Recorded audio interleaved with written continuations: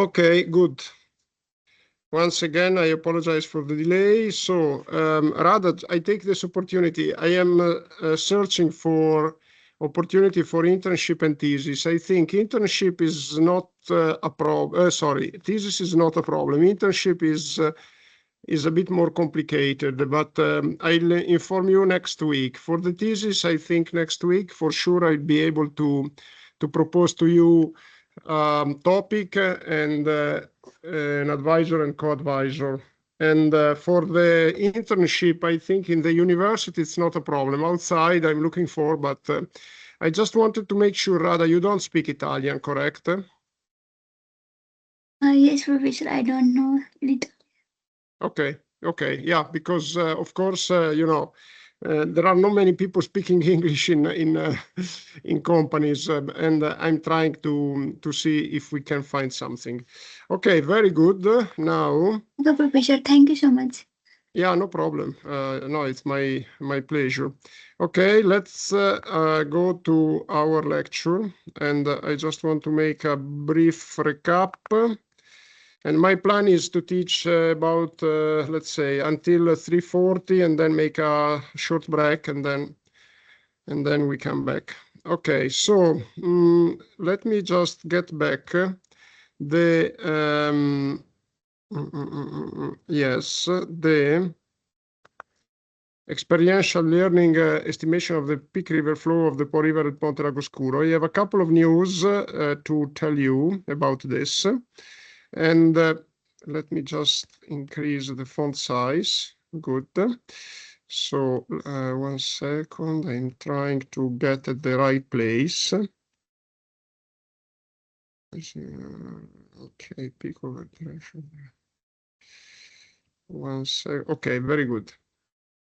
So basically, we completed the last lecture more or less at this point here, where we estimated on the annual maxima series of the Po River flow at Ponte Lagoscuro, we estimated 3 distributions.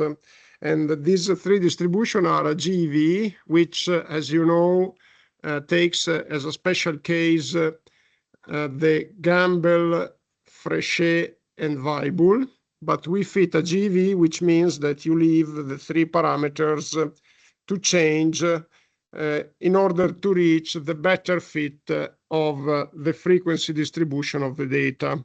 And then we estimated a Gamble, and then we tried to force a Frechet. We didn't force a Weibull because the Weibull is more fit for the minima. And therefore, we estimated these 3 distributions. A Gamble, which is a 2-parameter distribution, as you remember. And then we imposed the Frechet, which is a 3-parameter distribution, but the shape parameter Xi is imposed to be positive. And then we fit the GeV. So we got 3 distributions. And you remember, I say again, to get the Frechet, we constrained with a kind of homemade routine. We constrained the shape parameters to be positive, but what we got was something that was the shape parameter very close to 0, which means that the distribution was very close to a Gamble, because remember, when the shape parameter is close to 0, the distribution is a Gamble. Just to be clear, these features are those that you should remember. So we don't require that you learn in your memory, you learn by memory the expression, the analytical expression of the GeV, because it is a bit complicated. So this is really not strictly needed. My suggestion was already at the first semester to learn by memory the Gamble, because at least one distribution of the maxima, the extreme values, that you can write down on a paper without opening some phone or tablet is a good thing for you, maybe during interviews, during whatever opportunities. What I also suggest you to instead manage with high confidentiality are these details. So the number of parameters of the GV is 3. And these 3 parameters are location, shape, and scale. The number of parameters of the gamble is 2. And the gamble is obtained by the GV with the shape parameter equal to 0. So all of these details, try to remember. So we got for the annual maximum of the Po River these 3 distribution, and you may remember that we did the testing with the Kolmogorov-Smirnov test. And you remember when I close, you may remember when I closed the lecture, actually, unfortunately, we don't have the video for the lecture of last week, but when I close it, I said something like the Kolmogorov-Smirnov test for the Frechet is not optimal, is the result is not really meaningful. And I want to repeat what I did very quickly by just cutting and paste the codes, because today I want to start the lecture with a discussion on this non-meaningful result that we get from the Kolmogorov-Smirnov, because this is, again, something that is very useful if we want to learn by doing. So I am opening an R console here, and then I need to cut and paste the codes for the Po River exercise.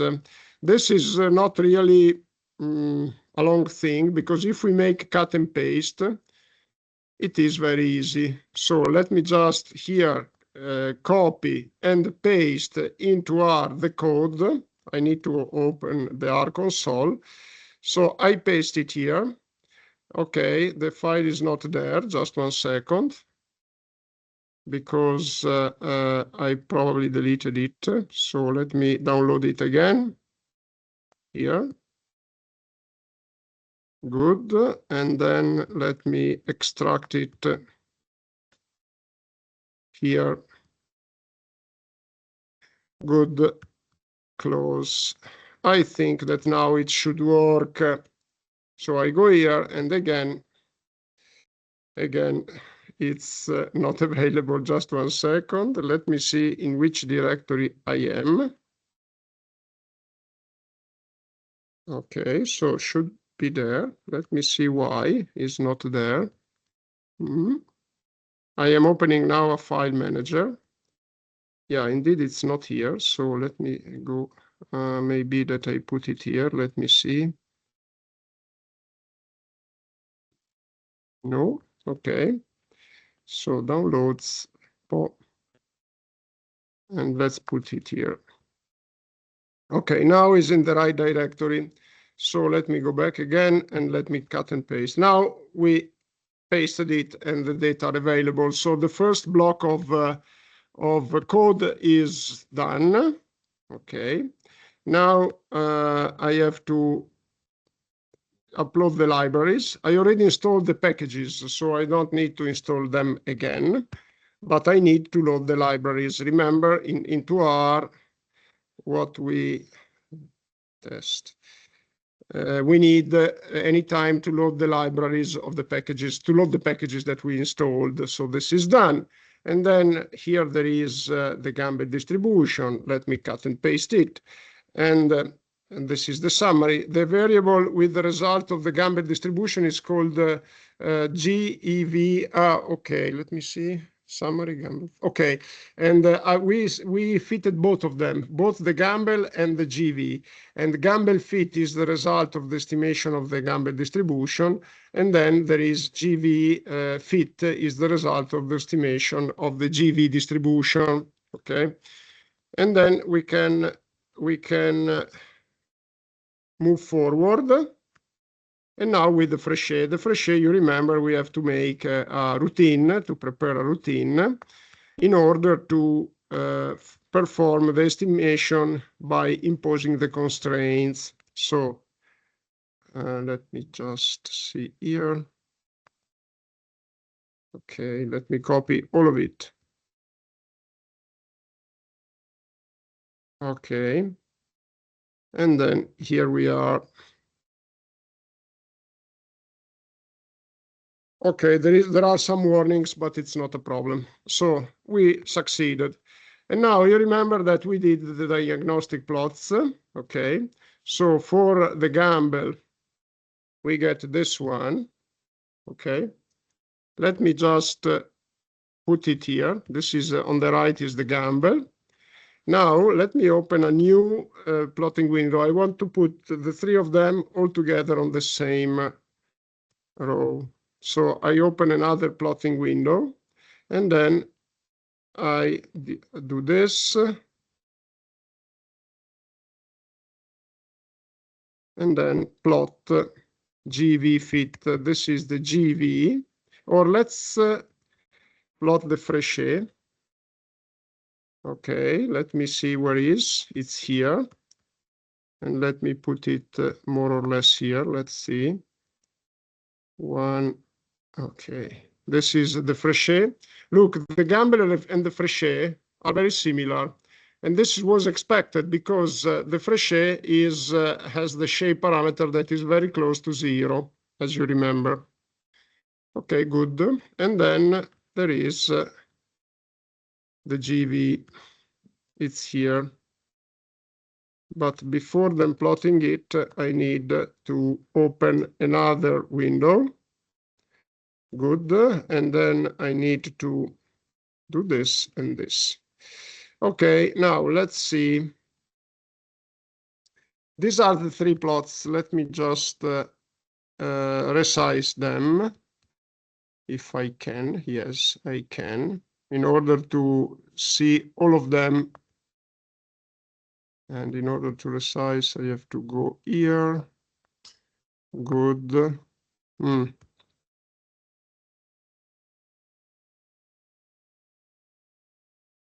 Okay. Now, more or less, these are the two on the right, the gamble. Here we have the Frechet, and then the GV. So what you see is that indeed the GV is the best in terms of fitting. This is what we already got last time. And the Frechet and the gamble, again, they look very similar.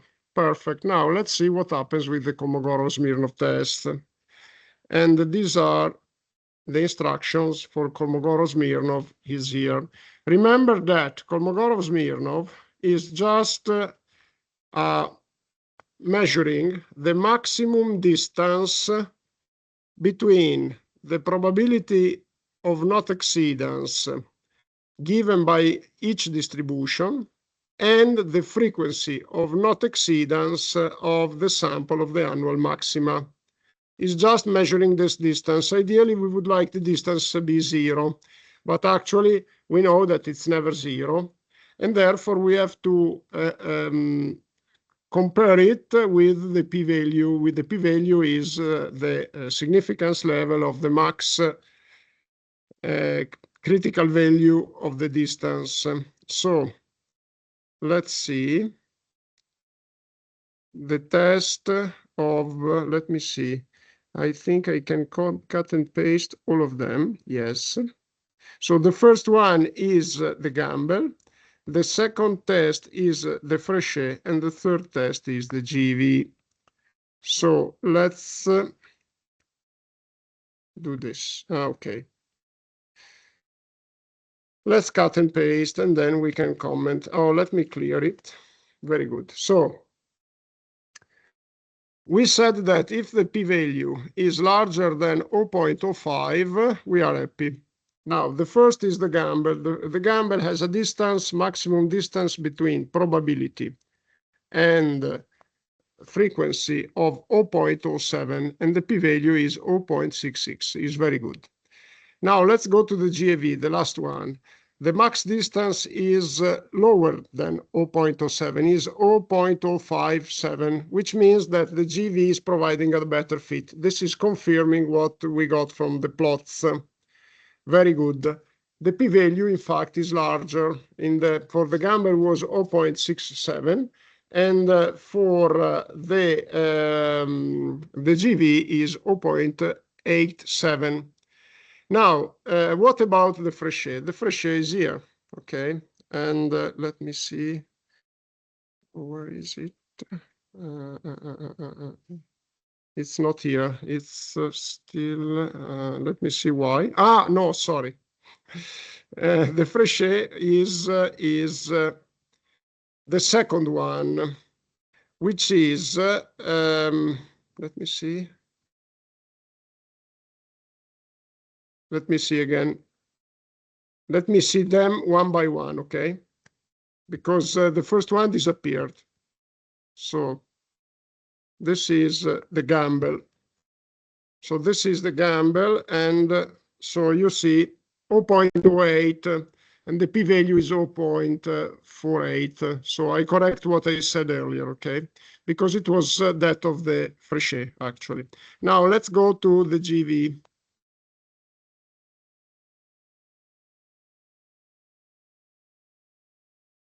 The GV is, as I said, is better, much better. Now the Frechet. Let me clear the screen. The Frechet is here. Frechet. And then I have to make a comment because this is corrected. Last time I had another instruction here, and I tell you what the instruction was. Okay, now the Frechet has this instruction, not P Gamble, but P Frechet. P Frechet. And I had also the shape parameter. And the shape parameter was shape equal Frechet fit estimate 3. Okay, let's see.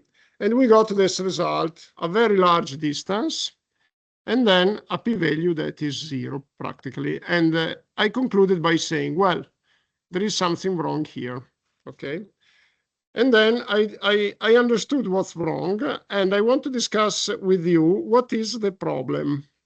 But before than that, let me show you how I solved it. What I did is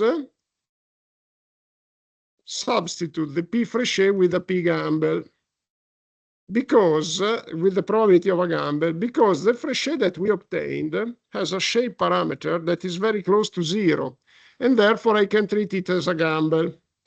But I kept the estimates for location and scale from the Frechet, which is fine.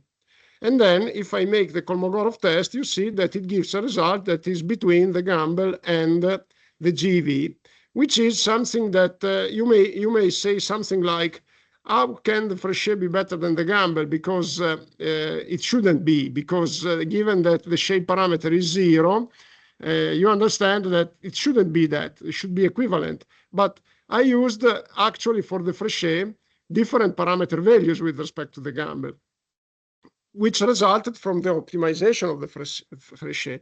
And the optimization of the Frechet was done with a numerical algorithm that is different from that I used for the optimization of the Gamble. And therefore, you don't have to be surprised that when you run optimization routines, which is a kind of numerical guided search, you may get trapped into local minima.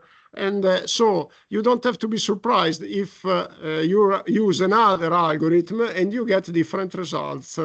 Okay, and this is a warning for you that applies to any time you use optimization routines to look for calibration of a model. These routines are much improved. Usually they converge, but as you see, they give some warnings. And in fact, when we estimated the Gamble, the optimization routine said, look, I may have not reached the convergence. This was a warning that we got when we estimated the Gamble. If you try again, you get the same warning. When you get a similar warning, a lamp should be turned on in your mind, and you may look for a different solution. And you may look for it by increasing the number of attempts in the optimization, because in R and in Python, any software that you use for optimization, you can set the max number of computations of the objective function. And if you increase it, then the number of attempts increases, and you may get out from the local minima and get to the absolute minima. And another strategy may be to start from a different initial value, because in the space of the parameters, you start from a certain point, and then you walk. You walk in the space. The algorithm walks, actually. You walk into the space, and then, of course, you follow a different path, and you may get to the absolute minima. But then, let's go back to our original question. Why I am not getting a good result from the Kolmogorov test if I use the Frechet distribution? This is, I think, interesting in order to learn by doing.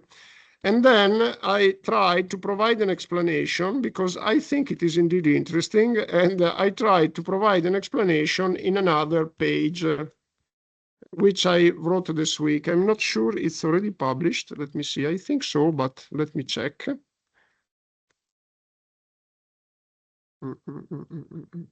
It's another experiential learning.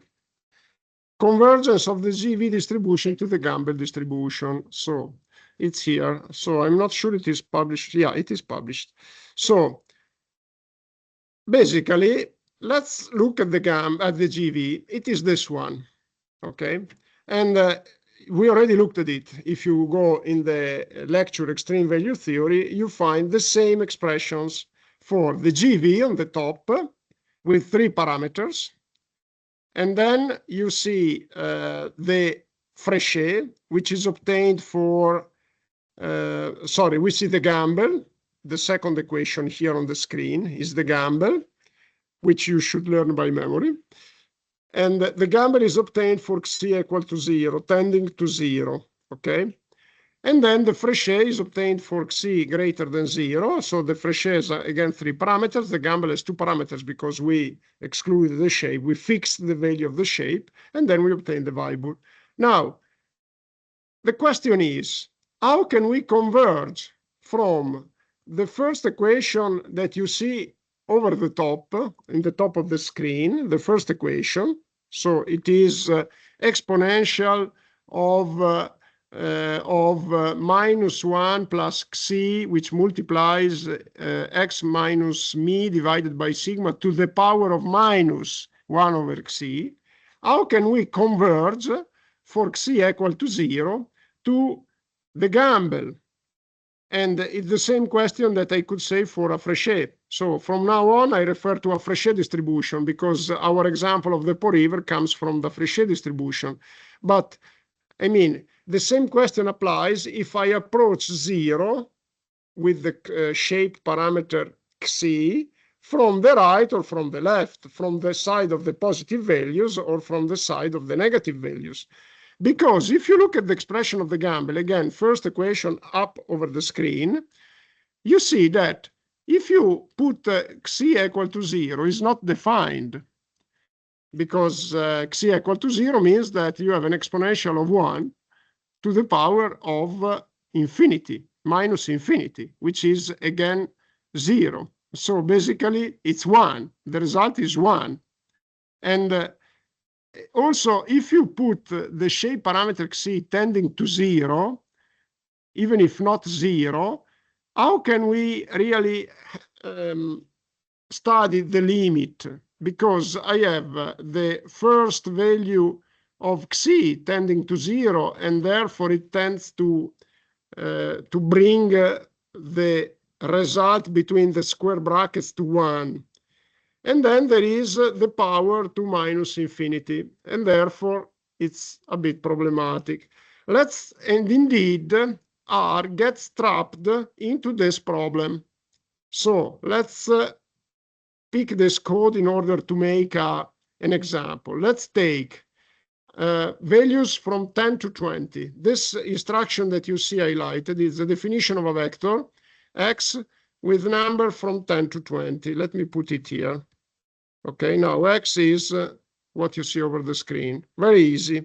And then let's try to estimate the probability given by a Gamble with, let's just throw the values, location 15, scale 2, okay? And this one. These are the probabilities, okay? And I didn't estimate the parameter, just by chance, okay? Good. And then let's try with P Frechet. P Frechet with the same location and scale and shape that is more or less 0, okay? You see that there is something wrong. And this is why the Kolmogorov-Smirnov test made it wrong. I actually tried with another formulation of P Frechet because, you know, there are several libraries available in R and in Python for doing the same thing. Yeah, I think it doesn't change anything. Let's see. Oh.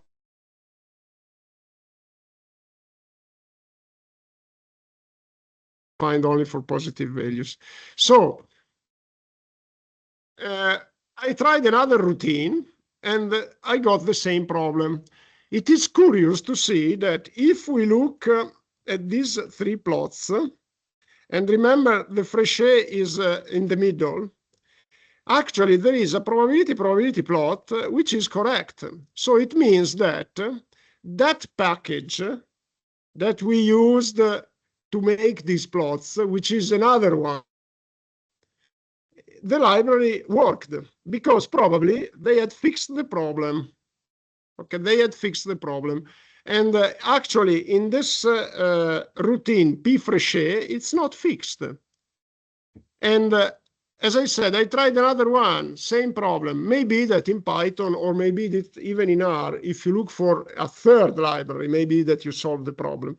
But the question becomes a conceptual one. So let's go back here to this formulation. So what's the problem? Because indeed, also if I look at the theory, I don't understand how the gamble is obtained. And therefore I wondered, let me try to understand how the result, the theoretical result is achieved. And actually, this is a problem, a second problem. Look at the probability of the Frechet. Again. This is another problem of degeneration.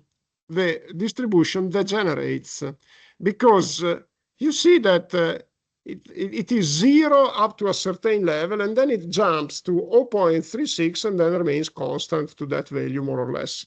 So it is degenerated because, indeed, if you look at the formulation here, there is a degeneration. And if you put Xi very close to 0, there is a degeneration to probability of 1. Maybe that if we add many zeros, no, it remains 0.36. It is curious, maybe that for this location and scale, this is the result. So we have to solve this problem. How can be solved? Okay, so let's try to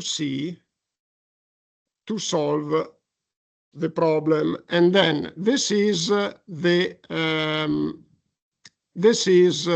Frechet distribution, the expression of the Frechet distribution, okay, for Xi greater than 0.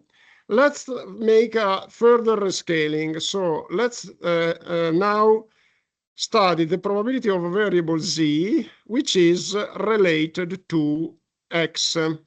And we can do that. We can easily compute Z in our R code by assuming the given values for shape, location, and parameters. We don't need to estimate them. We already have them. We have already an estimation of something that brings the shape parameter very close to 0.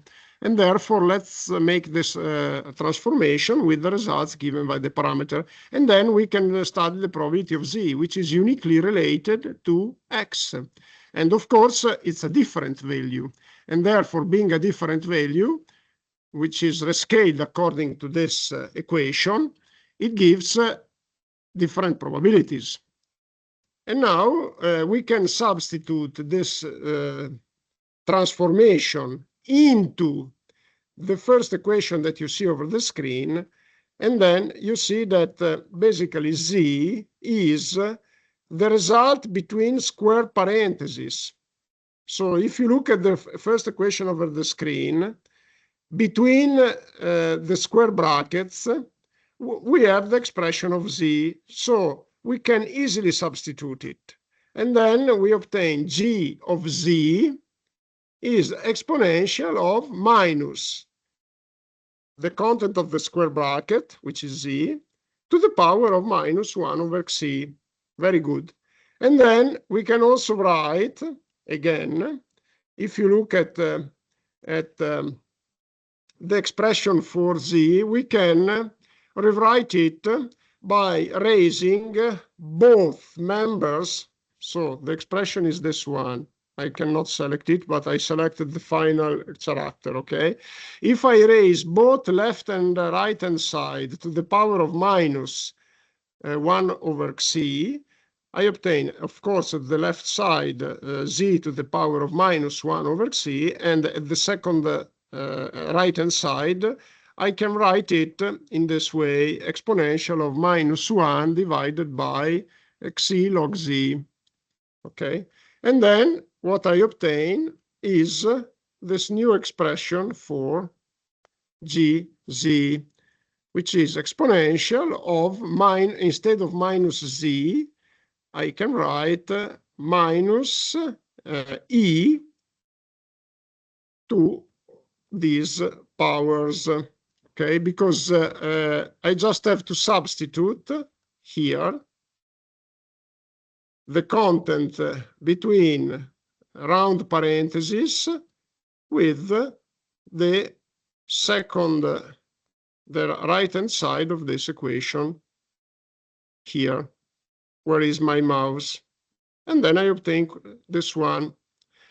Now I can define a new variable, which is y, given by 1 over c log z, and therefore what I obtain is gy e to minus e minus to the power of minus y, which is exactly a Gumbel distribution. So we demonstrated that indeed we can converge from c tending to 0 to the Frechet distribution can be transformed into a Gumbel distribution. And now we can study what happens for c that tends to 0. Let's verify the results, because, you know, I understand that if we talk in these terms, it's not easy to follow because it's a mathematical development. But in terms of a code, I think it is very good. So basically, we got already here. We demonstrated that with P Frechet, we don't have any good result. Now, let's write this instruction.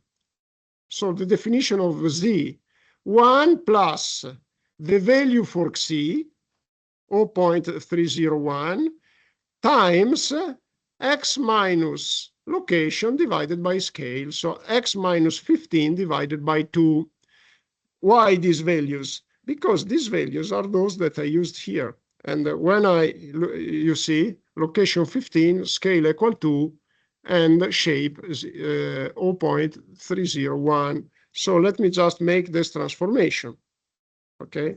And then these are my values for z. Very close to 1, around 1, okay? I already did my transformation. Now we can also make the second transformation. Why? It's log z divided by xc. Okay, if you go up here, you find exactly this expression. So let's define y. Very good. And now let's define the probabilities. It's a Gumbel, x minus exp of minus y. The parameters are already included into y. Okay, when I transform the x into y, I already accounted for the parameter values. Okay, so these are my probabilities. Oops, I forgot a parenthesis. Let me see. No, for some reason, I don't know why it didn't get copied. And let me just, again, these are my probabilities. Let's compare with the probability of the Gumbel, which I obtained earlier. It was this one, okay? They are more or less the same. It's not exactly the same because the shape parameter is not 0, it's 0.301, okay? Do we want them to get really the same? Let's try in this way. Let's put 3 more zeros, okay, in making the transformation. And then there is y, 3 more zeros. And now let's compute exp and then pgamble. You see, they are more or less the same. So it's a limiting expression, which I get, but I need a transformation of a scale transformation. And this happens when xi approaches to 0. So this is also a warning for you. If you get some results in the estimation of the GV, or because I think the same problem arises with the GV, and let's try, okay? Let's try. Let's go back to our definition of the vector. X is equal 10 to 20. Okay, this is our X. And let's now estimate PGV. PG, instead of P Frechet, I think, oh, here, I had this one, PGV. And the value is negative. Now it should give it. This seems to work, actually. Seems to work. But let's now compare with the gamble. I think it works, actually. Let me get 3 more zeros. So probably here there is a trick in the software for solving it. For the Frechet, there is no trick. Okay. And maybe that we can solve, let me try in this way. Ah, now it works. So basically, it is a problem. It is something missing only in the routine P Frechet. But anyway, it was good because it gave to us the opportunity to understand that we have to pay attention. When because, you know, some software may solve the problem, other software may be bugged.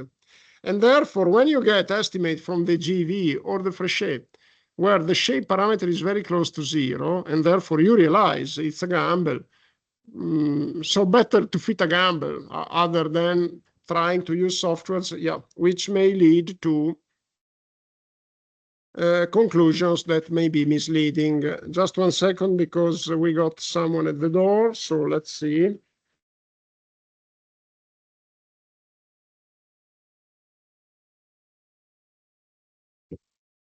Okay, very good.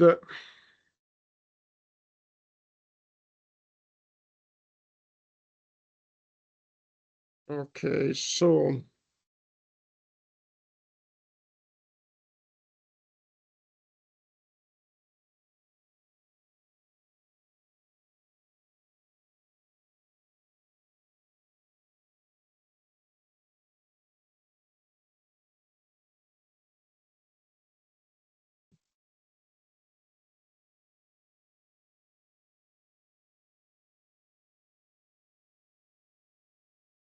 hi, ciao Fernando. Sorry, I am communicating with Serena because next week, as I mentioned to you, it's better if we make if we lecture in Ravenna, and therefore I got a message from her, and I wanted to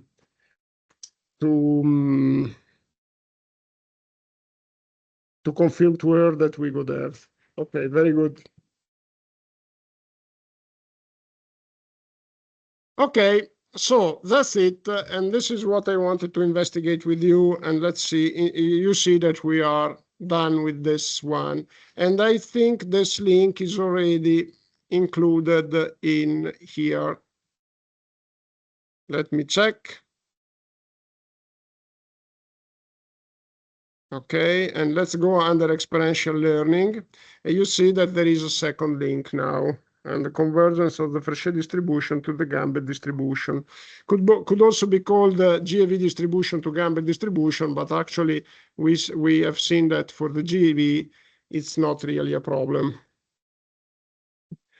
Okay, perfect. Now, before moving forward, I want to go back. 1 second. I want to go back to the Po River, which is here. And I wanted just to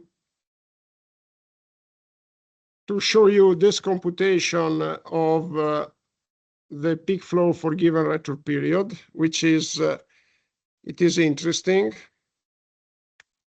And this is a table that for different return periods, ranging from 30 to 200 years, these are the estimates given by the GV and the Gamble. And I think it is interesting because the computation is done with the instructions that you see over the screen. And then there are these results. I think this is interesting because it confirms what I anticipated to you when we started this discussion. The Gamble is generally overestimating.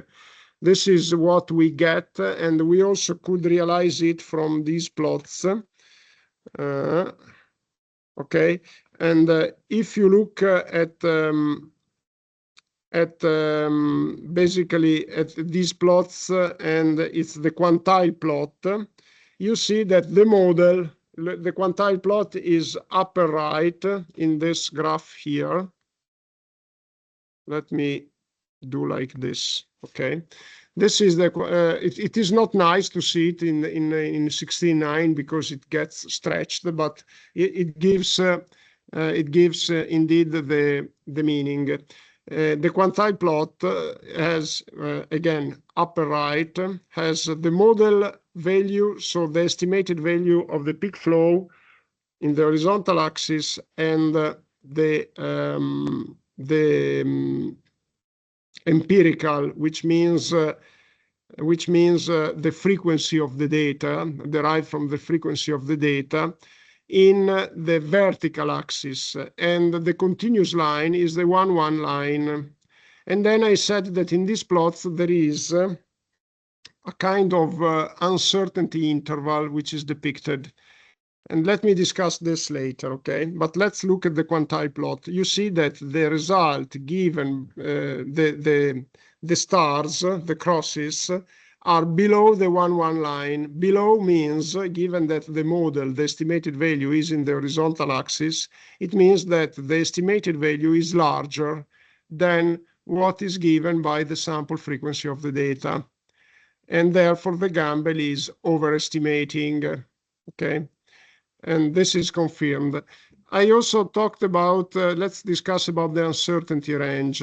When you see an uncertainty range, it is essential that you wonder how it was estimated, because it is not clear here. Of course, we could inspect it. If you look at the help, there is an explanation of how it was derived. What is important to know is the real meaning of this uncertainty estimate, because there are several types of uncertainty. And this one, in my interpretation, we should investigate it, but in my interpretation, is the uncertainty given by the uncertain parameters. So when you estimate a probability distribution, you get a best estimate of the parameters, but you get also standard error, which is an estimate of the uncertainty in the estimation of the parameters. And this is more or less related to the sample size. If you have a large size, uncertainty in parameter estimation is reduced. If you have a small size, then you have a lot of uncertainty. But it's not the only one, uncertainty. For instance, if you have data that are uncertain, it's not accounted for. And therefore, it's only a subset of the real uncertainty of your estimate. So again, let's go here and let's see that the Gamble is providing a worst fit.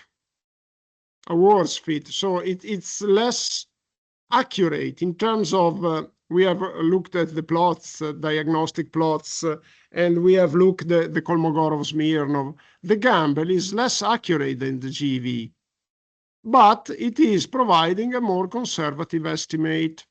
So what is what should I do in such a situation? Should I get the model that gives the best fit, or should I get the model that is more conservative? Of course, it depends on the specific context. So what is the problem? The problem is that I want to estimate the peak flow of the Po River flow for what? Would you like to size, to design a levee, therefore to avoid that you have a flood because the levee is overtopped? And so let's try to get the more conservative and then wonder, is it doable that I can make a levee that is resisting to the overestimation? Is doable, and do I have the resources to afford that? Then it could be done. But actually, what you should do is a cost-benefit analysis, like what is the additional cost of the levee and what is the cost of a flood? And then, of course, there are several considerations that come into play, like there is a risk of lives or not, because if it's only an economic problem, then, you can take the risk. Like, I hope that nothing happens, and then if I get flooded, it's a disaster. But on the other hand, if the flood doesn't come, I save the resources. And if there is the risk of losing lives of people, then of course it's a different story, because even the life of one person may be worth spending a lot of money. It depends. You know that we are also used, the insurance companies are used also to give a value to give a price to the life of people. And this is something, it's an evaluation method like in another one. We shouldn't be concerned by ethical incorrectness. It is fine. I mean, because if we don't have enough resources to save all the people, we should try to save the most that we can save. And this means that the most means that not everyone. And therefore, you have to quantify what is the value of what you are going to lose. Anyway, this is the result. But of course, we use only the annual maximum. In this lecture, we don't go into the details, but there is also the code for estimating the peak flow with the peak over threshold. I just wanted to have a look at it with you in order to compare the estimates. So let's keep in mind these estimates. Let's keep the return period of 100 years, which is often considered a reference. And from the GEV, we have 9,500, 9,500. And from Gamber, we have 12,200. Okay. Now let's now fix the threshold of the peak over threshold. You remember that we have to fix a threshold. And here the decision is to get a threshold level which is equivalent to the 95% quantile. So the threshold is such that only 5% of the data are exceeding it. And then we can compute these peaks. We can extract these peaks with the second line here. And then over this threshold, and we only analyze the peak or the difference above the threshold. And then we can fit the GPD distribution, generalized Pareto distribution. We get a summary of the fit. So let's do that. And let's look at the summary of the fit. Okay. And there is, okay, let's look at the summary. There was a warning like convergence may not have succeeded.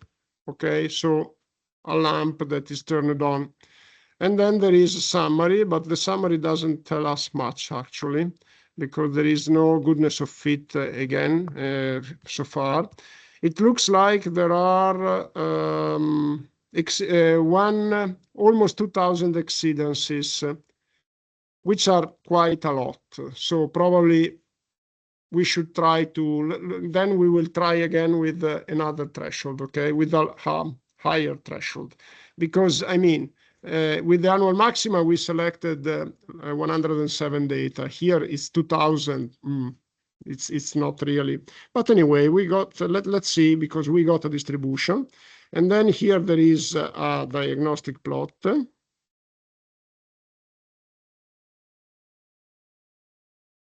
And there should be somewhere here.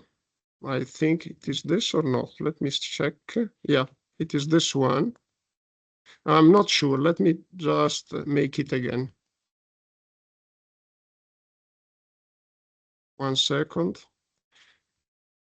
I forgot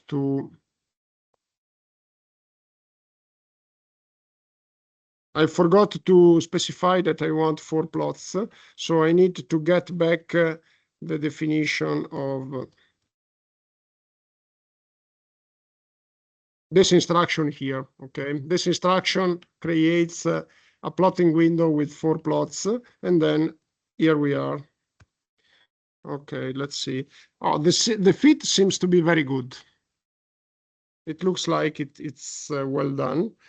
I don't understand density plot. Yeah, there are the thick marks that are too close, so we should correct this plot on the lower left if we want to present it. The fit seems to be very good. And then let's take the diagnostics. Okay, this is an alternative with built-in functions, an alternative for the quantile plot. Okay, and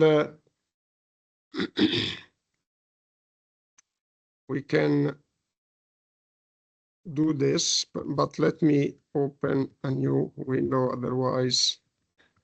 Okay, this is done with the built-in functions without the additional libraries, and that's it. It's quantile. There is no ABline, but just to show you that you can obtain the same result also without the libraries. Actually, we needed the library for the estimation of the distribution. I think we could write ABline 0, 1. Maybe, let's see. Okay, this is the 1, 1. And it looks like the distribution is a little bit overestimating, but we need also to look at the results because we made a different selection with respect to annual maxima.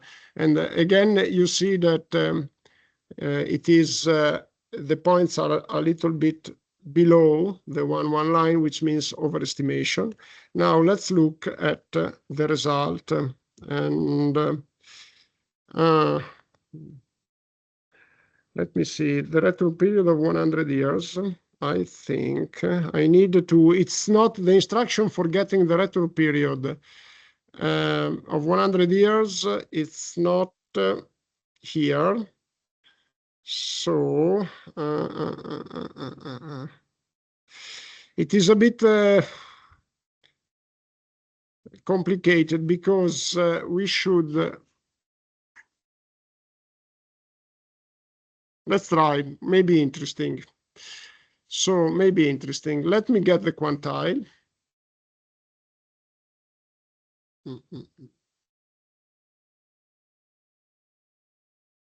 Where is it? Here, okay.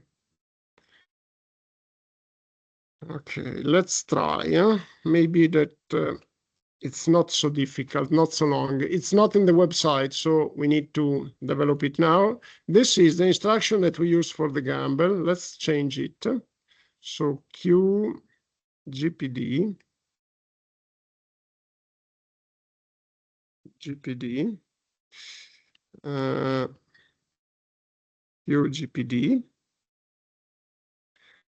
Now, T is defined or not. Maybe it's not defined. We need to define it. And let's put 100. 100 is not really, but let's for now put 100. Location, let's see. I'm not sure. Let me see how it's called. GPD fit estimate log scale. GPD estimate scale. Okay, and now here we have to make shape is equal to GPD fit estimate shape. My problem is that I don't remember if we used this, okay, GPD fit is not found. So let me see what is the fit GPD, not GPD fit. Okay, fit GPD, and let me see fit GPD FPOT. Okay, should work. So let me just go back here and just change here fit GPD. Estimate, okay, fit GPD. And here fit GPD.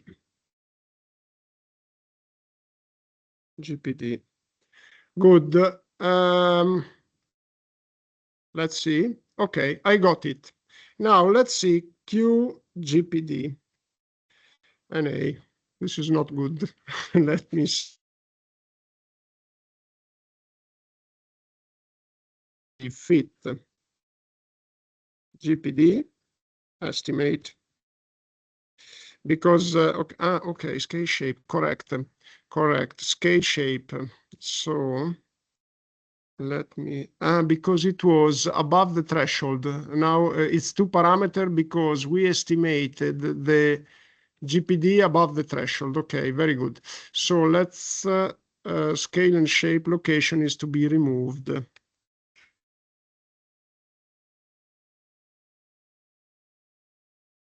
Okay, let's see QGPD. Okay, perfect. This is the result, but we have 2 problems here. We don't know the threshold, so now I have to get it, okay? And this is relatively easy. The second question is that I computed a return period of 100, but 100, remember, is expressed in time steps, not in years.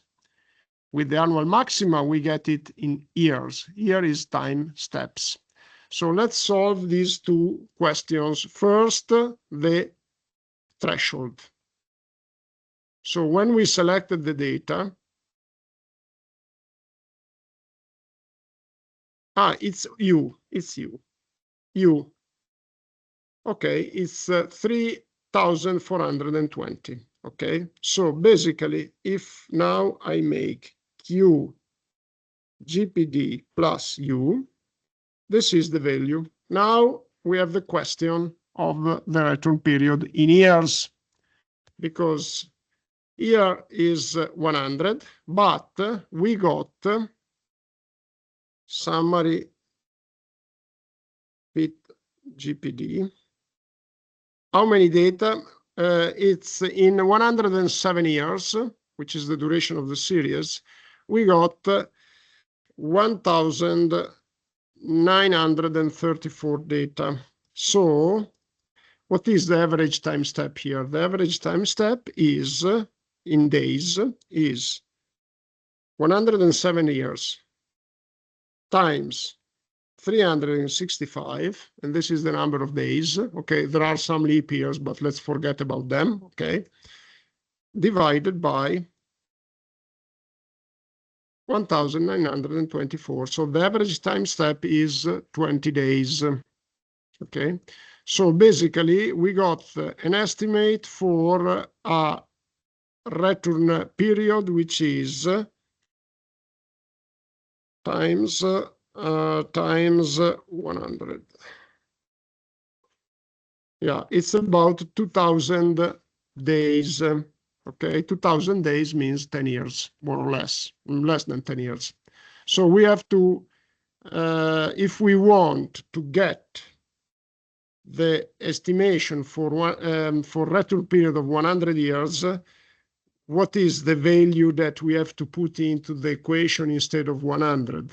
So the equation was this one, QGPD.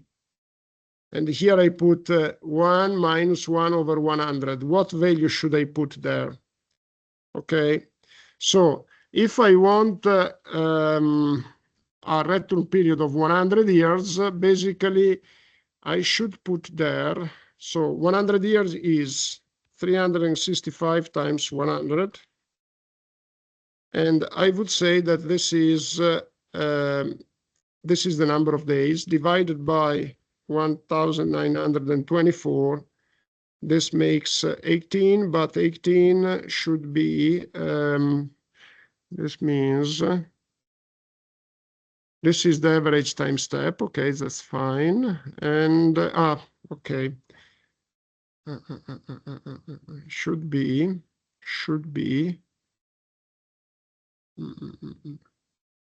It is something like 1,000, but it's more than that. Let me just see. Divided by.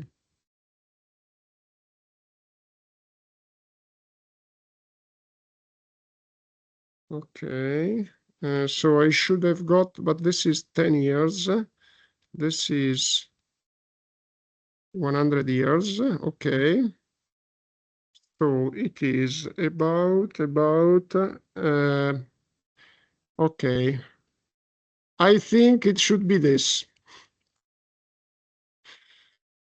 Instead of 100 year, I should put here 1807. Because basically what I did is, given that I got a return period of 2,000 days, and instead I wanted to get a return period of 36,000 days.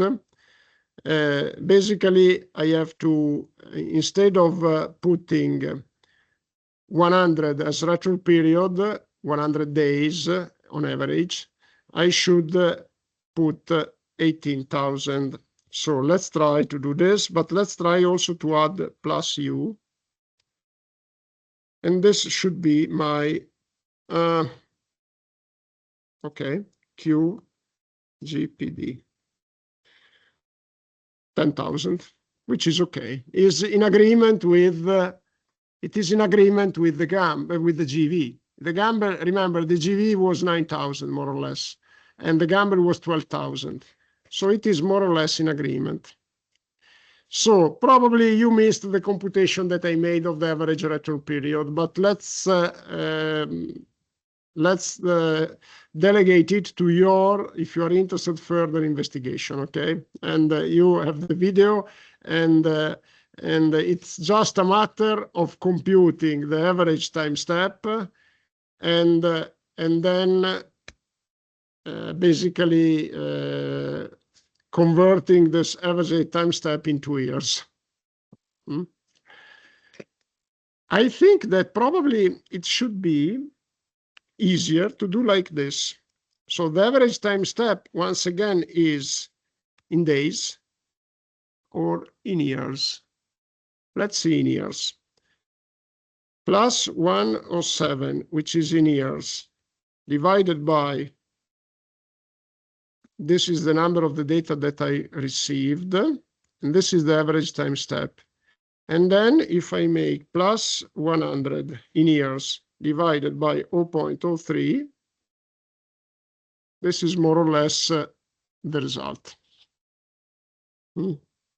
So basically, given that the average time step was 0.03 years, and I want to get the return period in years, and so 100 years return period divided by the average time step, I got the number of average time step corresponding to 100 years return period. One more thing, and then we close here with this computation forever. Let's try to increase the threshold, okay? So let me go back. And, okay, example threshold.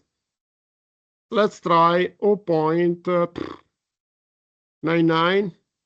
Maybe that 0.99 is a bit, let's 0.98. Okay, we are changing the threshold, okay. And now the number, the exceedances are 700. Let's try with 0.99.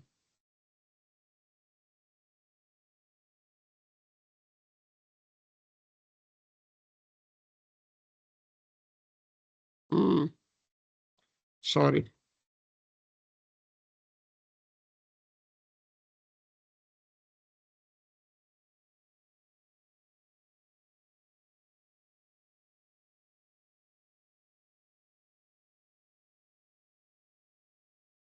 Okay, now it's 387 comparable. Okay.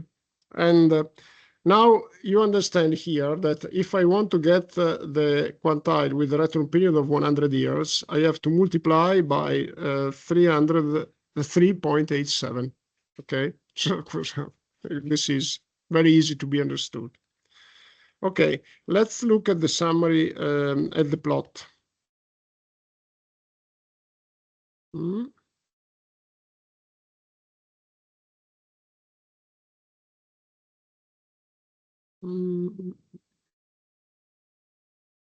Let's look at this here.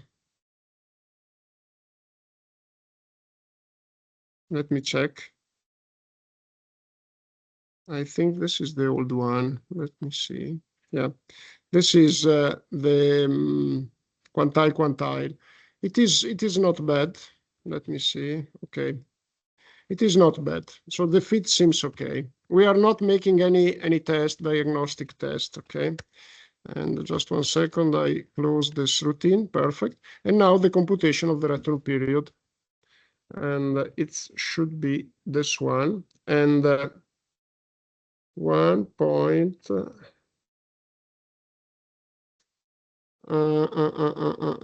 I think should be this. Not really sure. Let's see. Yeah, I think it is comparable. And I think it is a good estimate. Of course, I have some uncertainty on the value of 387.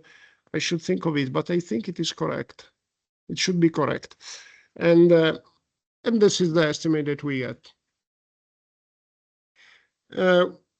It was to be expected because, again, the gamble is overestimating, and it didn't change much with the estimation with the change of the threshold. Remember one thing, we sometimes two considerations. Remember two things. First, remember the premise that I made at the start of this discussion. This is an analysis based on the mean daily flows. These are not peak flows.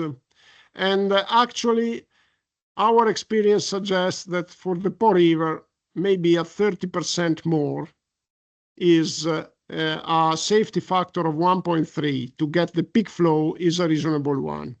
Okay. And I gave also formula in the lecture. Remember here, there is a formula.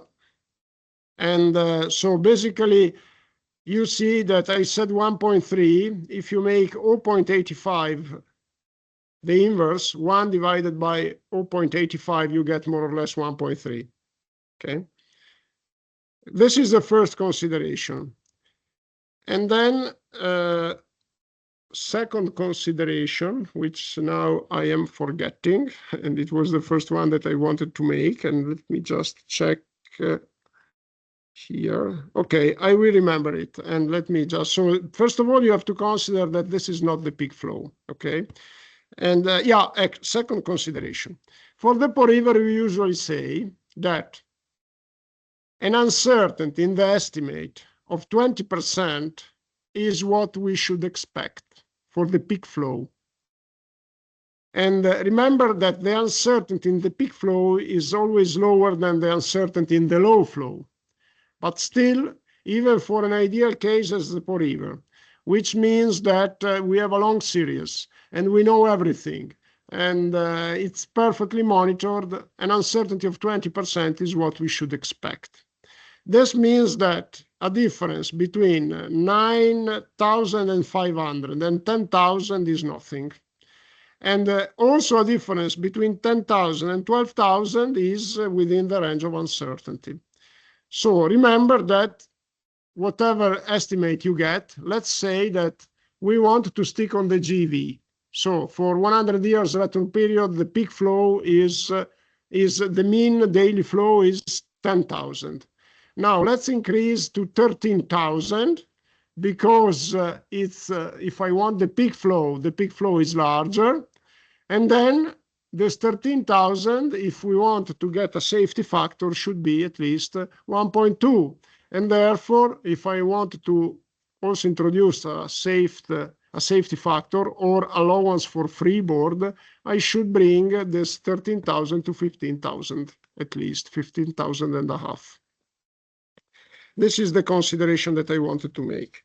Now, this exercise is concluded, and now Seper prepared a Python code for repeating it. And I think, thank you very much. First of all, I put the credit, you see here. And then it is first, just remember, this is also an opportunity for everybody. If you want some of the codes that I provided, either in Python or in R, to provide a translation, I am willing to include the translation here.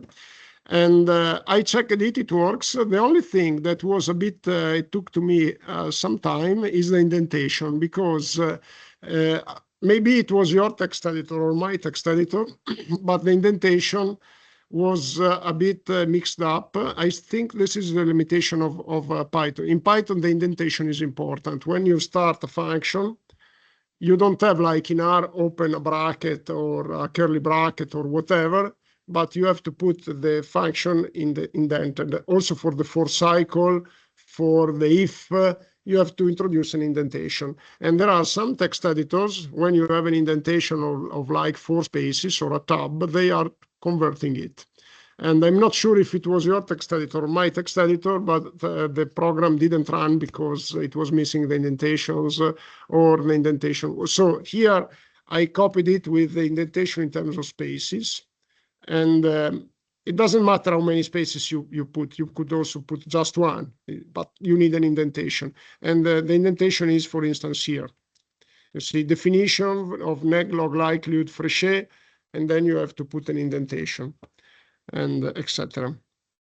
By the way, this code was prepared by you, or did you find it over the web? I ask you because... Okay, perfect. And if you prepared it also through ChatGPT, that's fine. And if it is copied over the web, we should put the references. Okay, very good. No problem. And so this is something that may be useful. And I think what platform to prefer is just a matter of personal preference. I think that maybe for some things, Python may be better than R. Other things are maybe better. In terms of quality of the graphics, same thing. There are some more opportunities. My students who are very nerd, they say that Python is a bit more flexible, but it's a matter of preference. Okay, now, and then we make the break. There is one thing that I wanted to discuss with you because it's somewhere here, I think. Anderson-Darling, this is something that we didn't discuss. So what is this? It's another test. Okay, Kolmogorov-Smirnov is an opportunity. It is usually considered like a baseline, a very easy one. There are many others, and we will see also that there are more refined criteria which also take into account the number of parameters of the distribution, because it's clear that these tests, which are based on a single statistic that doesn't take into account the number of parameters, become more and more satisfied as you increase the higher and higher the number of parameters. If you increase the number of parameters, these tests, of course, become better and better, because you increase the flexibility of the probability distribution, and therefore the distance between observed frequencies and probabilities given by a more flexible distribution, the distance decreases. Anyway, there is a second test that is very often used, and it's called Anderson-Darling. And let's see how it is computed. It is a bit more complicated than Kolmogorov in terms of mathematics of representation. In terms of computation, you see that it's just an instruction. And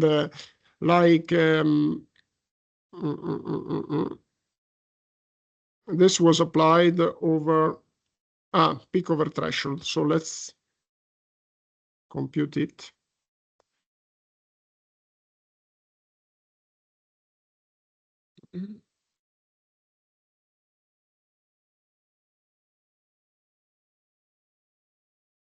This is probably computed over the last application. Okay, p-value, you see, it's okay. And now, of course, we should learn how to compute the statistic AN. Okay, and the p-value, of course, already gives sorry, 0.003. It shouldn't be okay. Actually, it's not okay because it should be larger than 0.05. It is a bit strange, but maybe because I didn't check the fit of this last one with the Kolmogorov-Smirnov. Maybe that also the Kolmogorov-Smirnov gives some problems. But anyway, before, and let me see, extract estimated parameter. Yeah, I think should work. And let me just try to repeat this. And let's see if again Kolmogorov. Okay, sorry. Okay, good. And now let's do again Kolmogorov-Smirnov. It is indeed, this is the quantile plot, 7,000, 6,000. Okay, let's see what is the result with Anderson-Darling. Because I think that when I tried, it was satisfied. Okay, now the p-value is larger than 0.05, so it is indeed now it's satisfied. Okay, so how to compute this AN? And the explanation is given in the page Extreme Value Theory.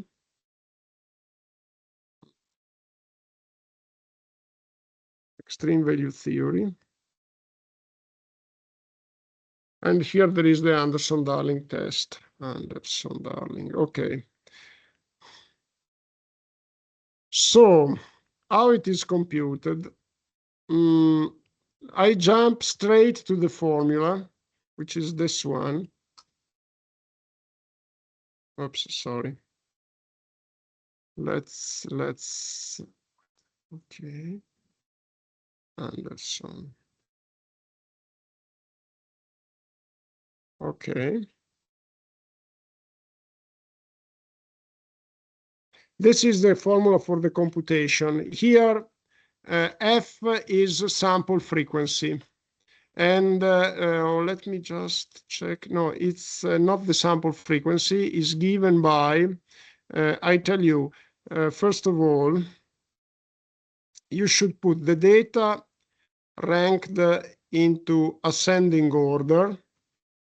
And then you number the data with the index I. And then F is the probability given for the xi. And therefore, basically, on the right-hand side, you see that there is a logarithm of the probability for the data xi. So when I equal to 1, this is x1.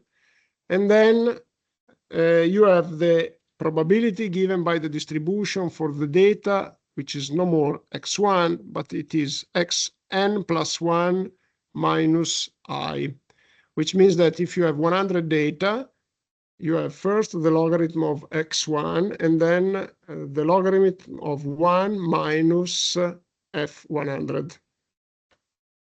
And then you make this summation, and you compute the statistic. And the statistic here is called A square. In the other lecture, in R is called AN, but it is this one, okay? And by making in the first factor, you see that there is an evaluation of the frequency because I is giving the frequency of not exceedance. Because if the data are put in ascending order, of course, the first number has a frequency of not exceedance of 1 over sample size. And then the last number, if it is the sample size is 100, has a frequency of not exceedance of 100 over 100, so 1. And therefore, there is a computation of the frequency of not exceedance times a combination of probabilities. And in this way, it is computed the agreement between the two distributions. Okay, and I'm not inspecting the theory of this. I just wanted you to know another test that is widely applied.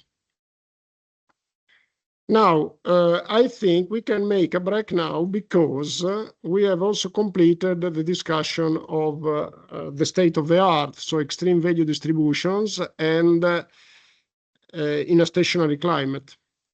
Now, what I would like to introduce is what to do if the climate is non-stationary.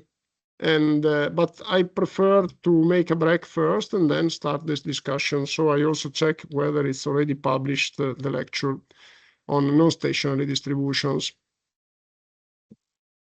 And the treatment that we made is quite, I know, is quite detailed, a bit heavy, but I think it is worth making the effort because I think really understanding the frequency behaviors of extreme values is fundamental in order to get a good overview of how we can deal with these extreme values in a non-stationary situation.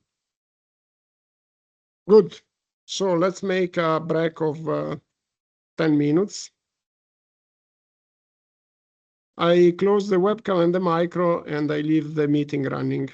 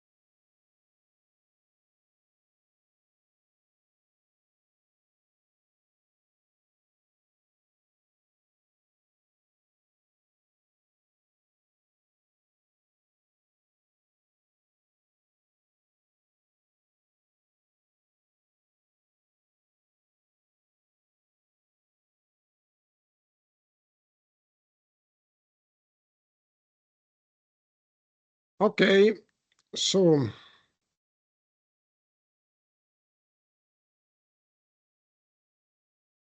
there is a link available from today, which I have to connect to Virtuale because I don't think it's on Virtuale, but I will connect it quickly, which is titled Non-Stationary Extreme Value Distributions. So first of all, what is stationarity and therefore what is non-stationarity? We already talked about stationarity, non-stationarity, but I think it is worth reminding all of us what we mean with the non-stationarity and what we mean with stationarity. So the best solution is to go to Wikipedia and look for stationarity. Perfect. In English. Okay. Let's expand a little bit and look at the definition. 1 second. Okay. Okay. So in mathematics and statistics, of course, our context, a stationary process, and with process, we mean a model. Okay. So we don't mean a natural process like evapotranspiration, infiltration, etc.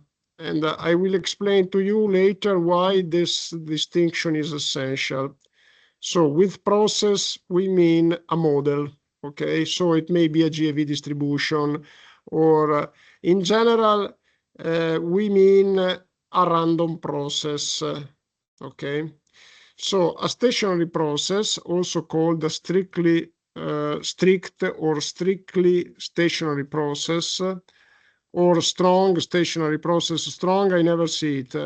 Strict stationarity, yes, I saw it. But let's focus on the general term. Stationary is a stochastic process, statistical process, whose statistical properties do not change over time, okay? Such as mean and variance. So some reflections, first of all, and some notes. What is the difference? What is a stochastic process? Okay, a stochastic process is defined as a family of random variables. So far, we studied random variables. So we associated to an event a single variable. So we are interested in natural events related to climate, waves, rainfall, river flow, wind, whatever. We identified each event of interest with one variable, like peak flow or like wave height, maximum wave height. And we talked about extreme value theory. And we emphasized independence. Okay. We may have the need to describe events not only with one variable, but with a sequence of variables, like, for instance, the sequence of wave heights during a day. And therefore, in this sequence of variables, sequence a long time, we understand that we cannot stick anymore on the assumption of independence. Another example is a week of river flow. Like every day I take a measurement and I want a week of river flow. Why? Because I'm not interested just in the peak. I am interested in the evolution of it. But when I speak about evolution, of course, I imply the importance of dependence, which means that I need something more than a single variable. I need many variables, a family of variables. And you may think something like, but river flow is always one variable. Yes, but if you think at river flow at a given time, or if you think at the peak flow, which allows you to ignore the time, is one variable. If you think at a week, there is the peak flow on Monday, the peak flow on Tuesday, the peak flow on Wednesday, and each one is described by a random variable, because the peak flow of Monday is a random variable, which is different by the peak flow of Tuesday. It's another random variable.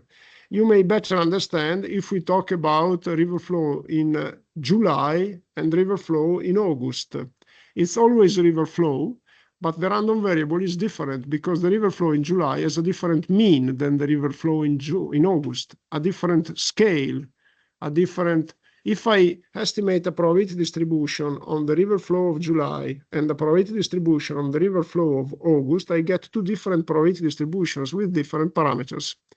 So you understand that I need, if I am interested in a sequence, I need more than one random variable. And therefore, we invented the stochastic process, which is a family of random variables that may be related to each other.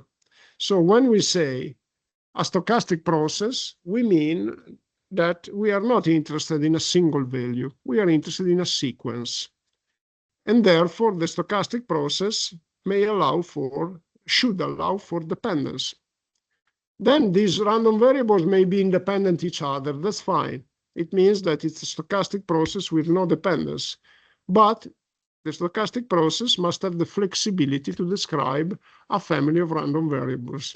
So you know what is a random variable because we discussed for a couple of months. And now stochastic process is very easy. It's a family of random variables. You put together random variables, and then you have to study the individual feature of each random variable. So you can describe each random variable with its own probability distribution. But then you have to describe the dependence. And therefore, you obtain a process. And this is the process we refer to. And the process may be stationary or non-stationary. What does it mean, stationary? It means that as I travel a long time, the process doesn't change its statistics. This means that in this family of random variable, when I go to the first family member, I estimate the mean, I get a value. I go to the second family member, I get another estimate of the mean, which is comparable. It doesn't change in time. So you understand that if I am interested in monthly flows, it's non-stationary. Actually, it's non-stationary inside the year because we have changes inside the year, but then we can assume that from one year to the next year, there is no change in each month, and therefore we say that the process is cyclostationary. But let's forget about these details now. The important thing is that a stationary process is one where it's a stochastic process whose statistical properties don't change in time. And here, the definition says, such as mean and variance. Why they give this example? When we say statistical properties, it's not only mean and variance, it's everything. Is dependence, is mean, variance, skewness, everything, any moment of any order. They make the example of the mean and variance because given that stationarity is something, difficult to check, because statistics, you can think of millions of statistics. And therefore, it's impossible that in the strict sense, strict stationarity, all the statistics, it's almost impossible. And therefore, people invented a concept, weak stationarity. Weak stationarity means mean and variance that don't change in time. So first and second order properties. Remember, it's also dependence that don't change in time. So if I look at the dependence of the river flow of July on the river flow of June, and then I move forward in time, the autocorrelation, the dependence doesn't change. This means stationarity. And of course, if you have climate change, you understand that this doesn't apply, because in time you have a change in climate. It means that the mean of the rainfall, the mean of the river flow, the variance of the rainfall, the variance of the river flow change in time. Stationarity, strictly speaking, cannot be checked.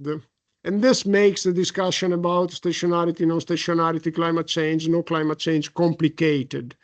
How can I check if the mean is changing in time? Because of course, if I get observations, the mean is changing in time.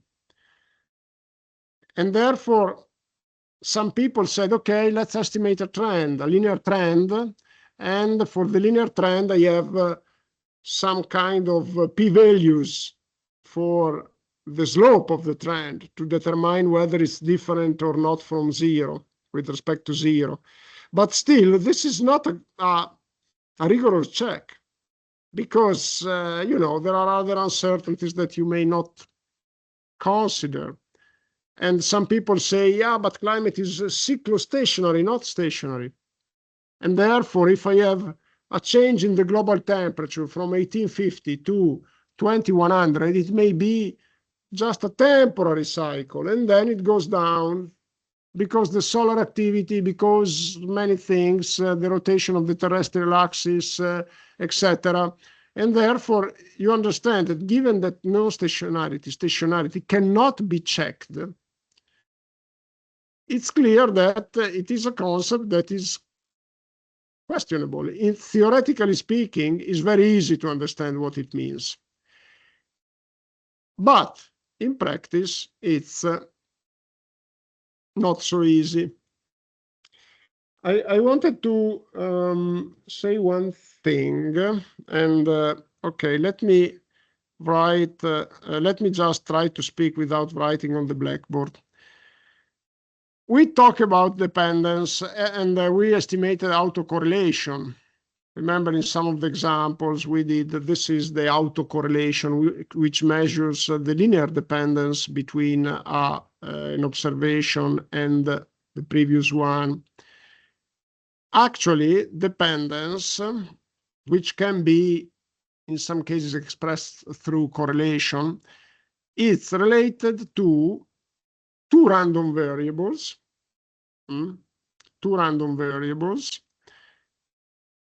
And because when we talk about one random variable, there is always the assumption, more or less implicit, of independence. I toss a coin is one random variable, but each toss is independent from the previous one. When we talk about dependence, we refer to two random variables typically, so already a stochastic process. And this dependence is quantified by the joint probability distribution, which is something that you have heard already, which means that given that I toss a coin and I get an head, what is the probability of rolling a dice and getting a 3? This is the joint probability distribution relating tossing a coin and rolling a dice. They are clearly independent. And therefore, in this case, there is no influence. If I toss the coin, there is no influence on rolling the dice. But let me give you another example. What is the probability of getting into a car accident? You travel along the highway, a given highway in a given day. What is the probability of getting a car accident? And what is the probability of fine traffic? These are clearly related. Okay, so you see that there is a lot of traffic, so high probability of heavy traffic, and you adjust the probability of getting trapped into an accident becomes larger, okay, because there is dependence. And this is called joint probability distribution. You have two random variables, one quantifying the traffic, and another one quantifying the probability of the accident. Two probability distributions, but these must be related. There must be a connection. And then there are the joint probability distributions, and you have different shapes, whatever. Another example, probability of peak flow and probability of flood volume. So you get a flood event. You can describe the peak flow. You can describe the flood volume. It is extremely important, the relationship between the two, because one thing is a peak flow that is very high, but it lasts 1 minute. And one thing is a peak flow that may be much lower, but it lasts for 3 days. It's a different story. And therefore, we are very interested in mitigation of flood risk. What is the joint probability of flood peak and flood volume? And there is a strong literature on that. They are clearly related. Okay, in the Po River, if you get a flood volume of 0, of course, the probability of peak flow is 0.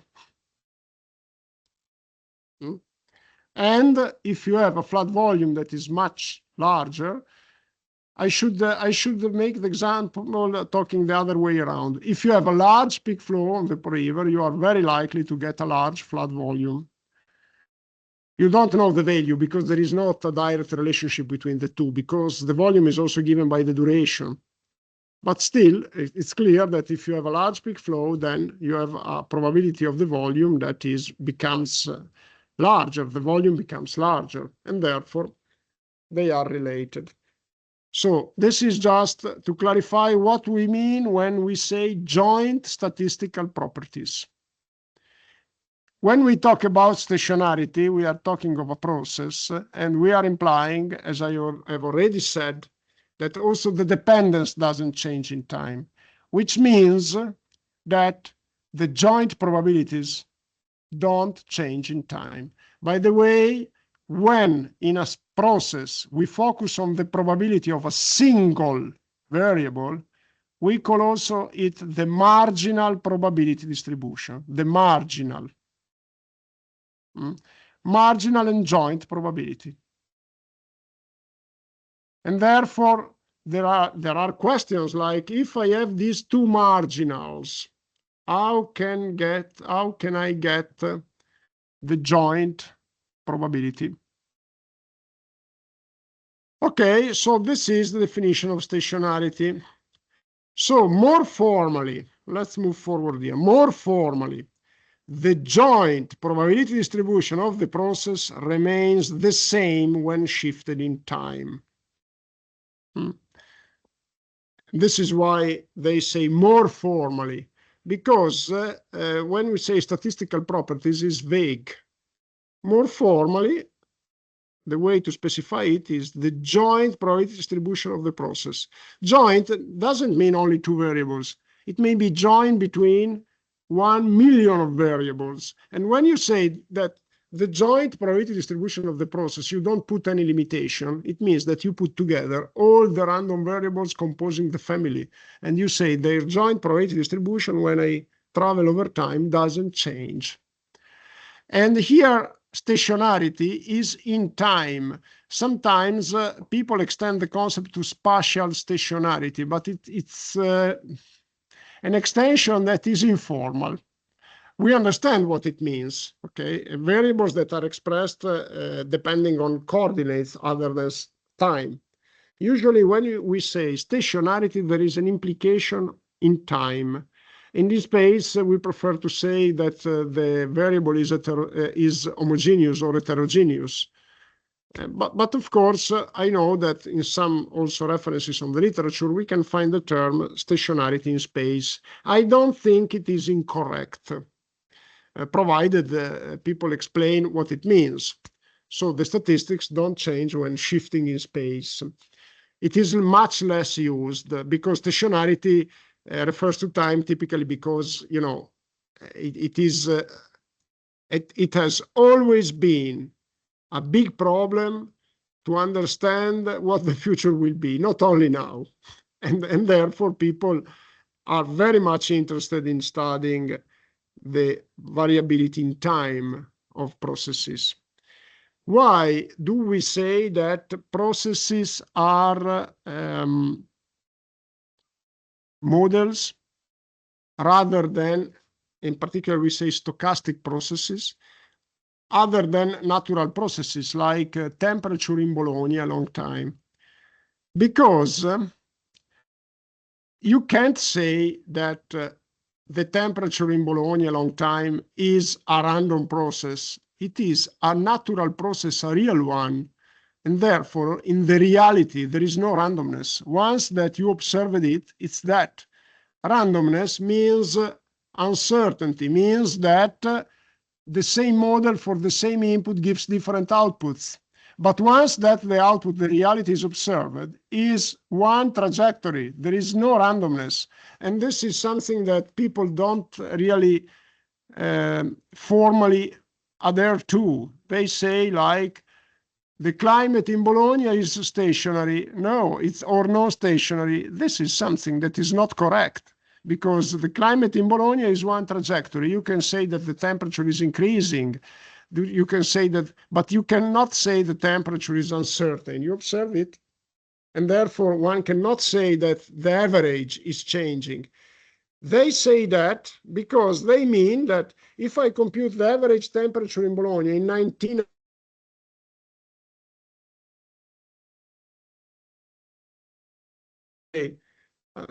so you cannot say stationarity because it is misleading.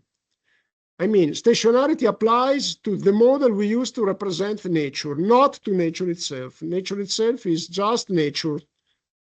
It's not a model. It's not really stationary, non-stationary, doesn't have a mean. It has a trajectory. I mean, it is, how can we define the mean of the temperature in Bologna in 1 year or 10 years, 20 years? And how can we say that the mean is changed? Of course it is changed. It's observed, it's a trajectory, it changes. And if you think in this way, you also understand that nature cannot be something constant. It's continuously evolving, depending on several things, human activity and whatever. So this is extremely important. Of course, we can say the temperature in Bologna is increased, but we cannot say, because it is misleading, we cannot say the temperature in Bologna is non-stationary. We can say that to represent the temperature in Bologna, we need a non-stationary model. That's fine, because it means that you need a stochastic model, not a deterministic one. A deterministic model is never stationary or non-stationary. It produces only one trajectory. That's it.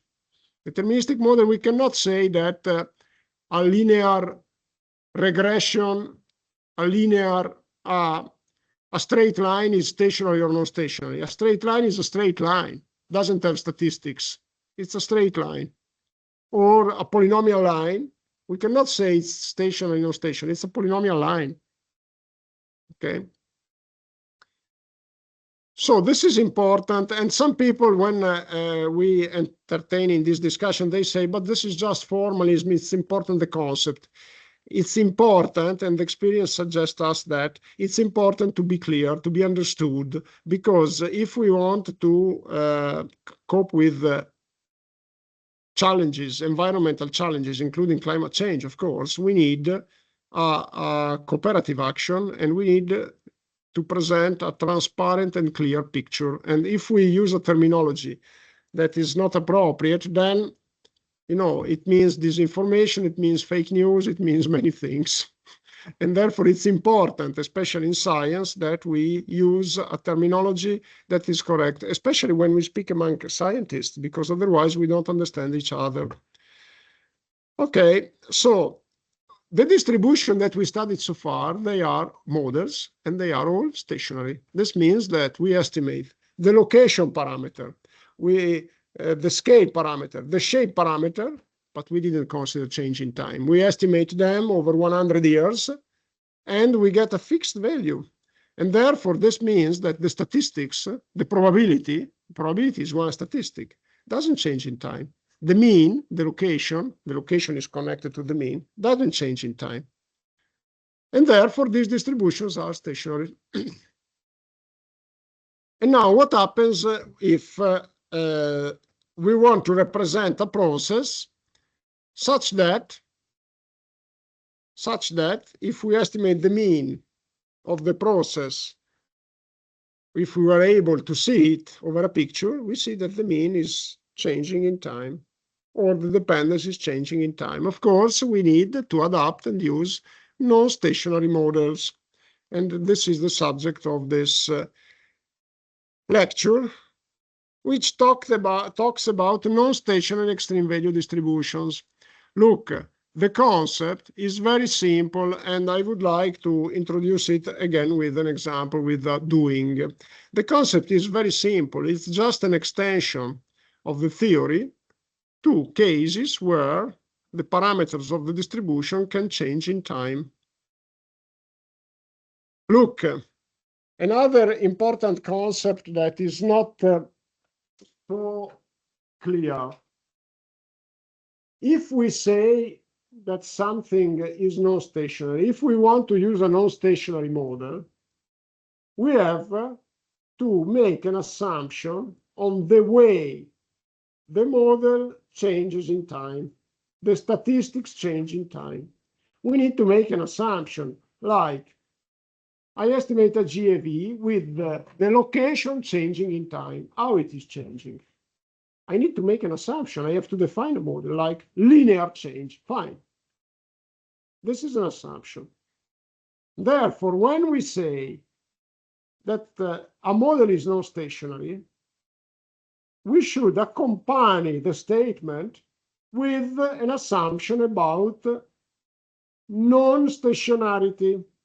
And this is something that requires maybe some thinking by you. This non-stationarity needs to be represented by a deterministic change of statistics in time, selected statistics. Deterministic change, it's my assumption. So sometimes we may listen people saying, even experts, yeah, I cannot define, I cannot really make an assumption about the change, but I know it's changing.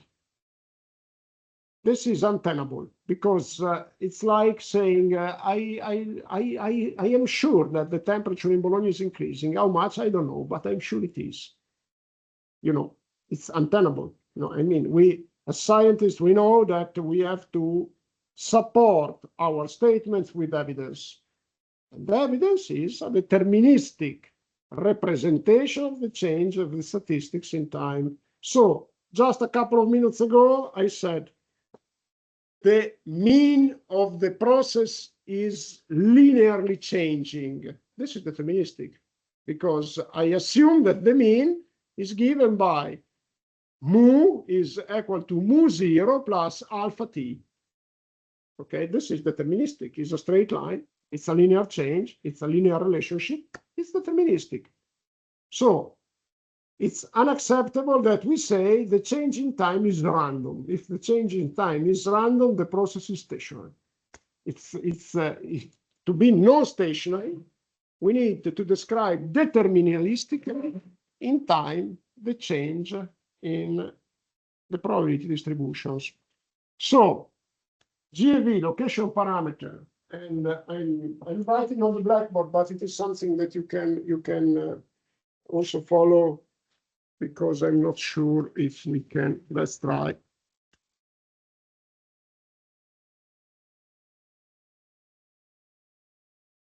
Well, not very visible, but. So, GAV distribution, we call the scale parameter, I think we call it mu, okay? So if we say that mu t is equal to mu0 plus alpha t, this is a deterministic description of the change in time of the location parameter of the GAV distribution. And this satisfies all the constraints that I mentioned. It's a deterministic change in time of statistics, because the location is a statistic connected to the mean. And it's indeed describing a change over time of one statistic. And I can make the same extension. I can decide to change only the location, or I can decide to change linearly the other statistics, the other parameters, shape and scale. That's fine. But let's suppose that we only want to change the location. What is alpha? And what is mu0? These are two parameters. Okay, these are parameters, additional parameters, additional parameters. So the GAV distribution, the resulting GAV distribution doesn't have 3 parameters. It has 4, because I describe one of the original parameter, one of the 3 parameters of the GAV with 2 parameters, and therefore I have 4 parameters. So I am increasing the flexibility of the distribution.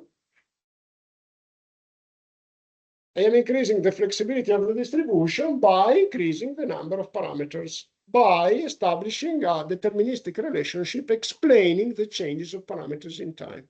This is trivial. It's something that then involves a lot of mathematical demonstration, and that's it. But actually, to do that is very simple. And it is a very straightforward explanation, a very straightforward adaptation to statistics changing in time. Of course, we need to make a goodness of fit testing, etc. What is the problem?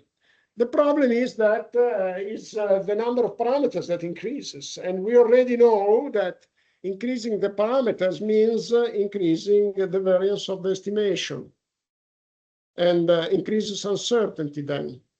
And therefore, we have to make sure that the information available supports such an extension.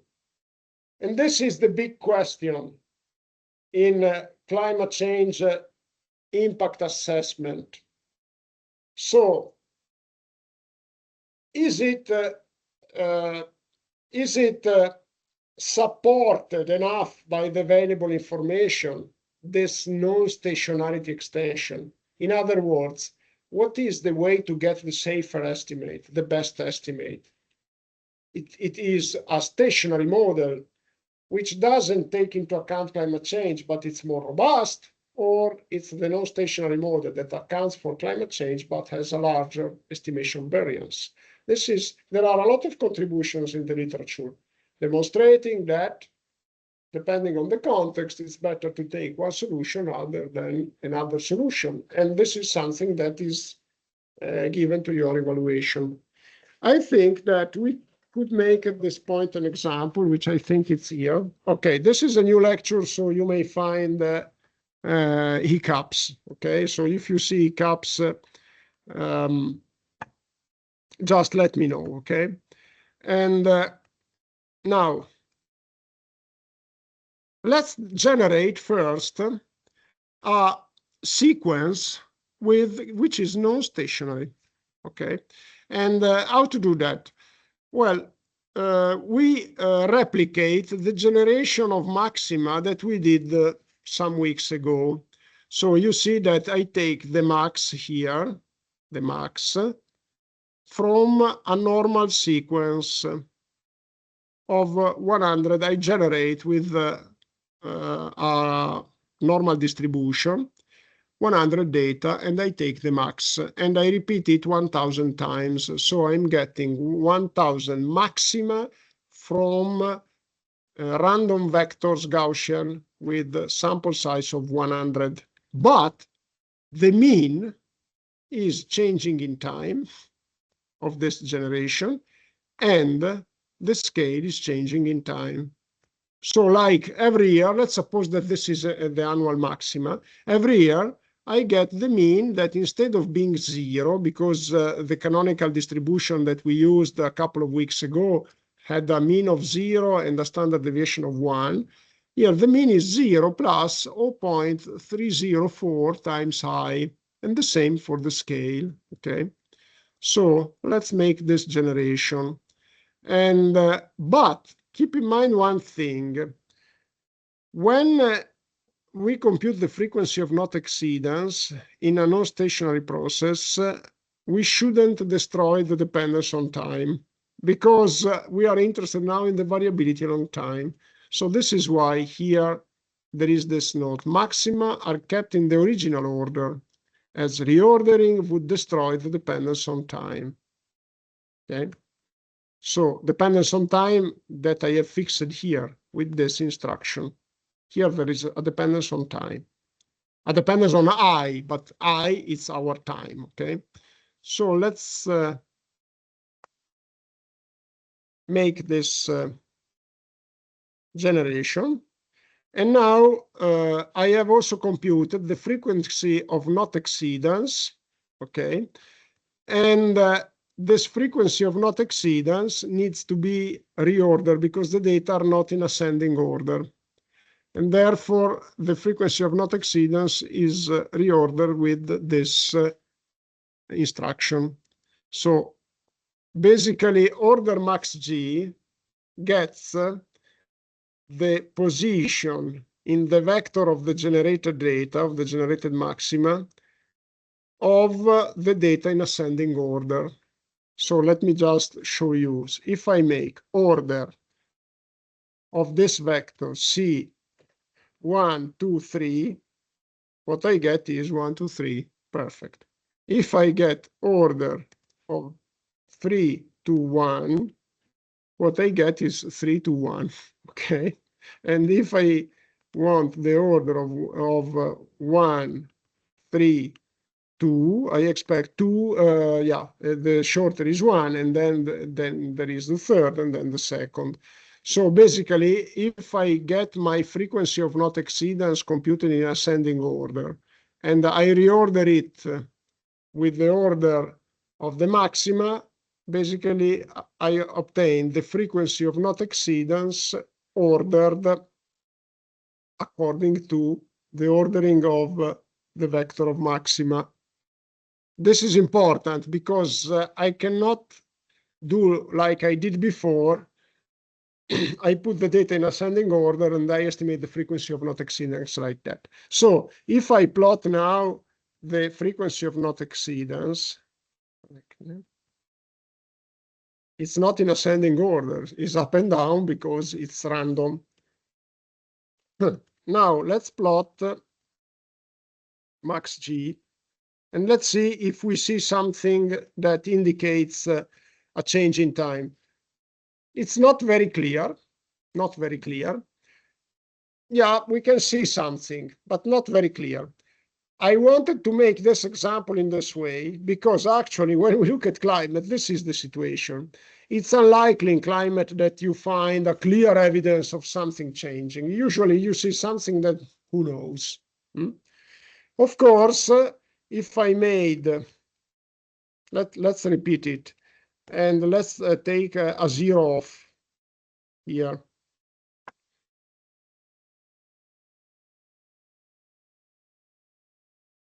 It's a different story, an order of magnitude of change more. Plot. Different story, okay? This is clearly something changing in time. And we could ask why there is this straight line, probably because it's the average that is prevailing over the standard deviation after some time. And then we could in order to make a compromise, let's do like this. So it was 304, we can make 309. It's midway.